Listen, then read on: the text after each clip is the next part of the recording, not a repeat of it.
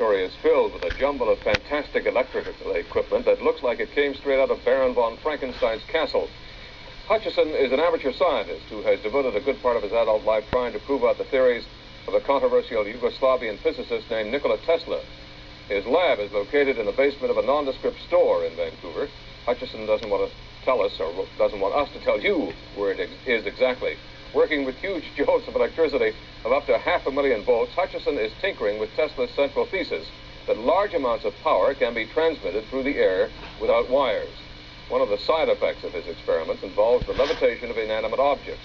He cannot yet predict with any accuracy which objects will rise, when, or where, but they do rise, as you're about to see. You enter the world of John Hutchison through an old bank vault door, revealing a museum-like atmosphere charged with electric energy. Hutchison sits at a hand-built control panel, fine-tuning equipment some feel might change the world. I use these headsets here to monitor frequency changes, going by the static patterns that I hear. And down here, I'll adjust the magnetic flux. And I can feel the rhythms of the energy.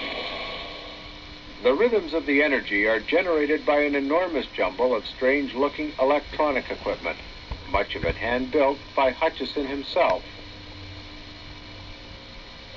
Components include vacuum tubes, 40-year-old technology.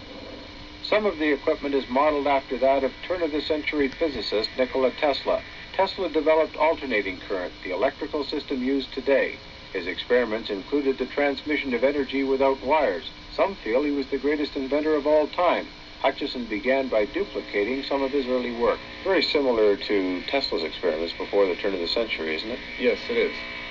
He used very old-fashioned Geissler tubes. This is a modern neon tube.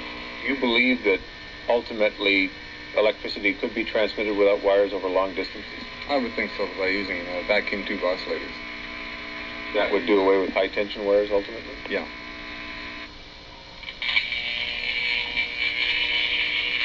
The Jacob's ladder effect is demonstrated just for fun. And other effects are duplicated in Hutchison's basement lab. But it was his love of old equipment that led to advanced experimentation. This is an old dynamotor, turn of the century. And I got it from a scrap dealer.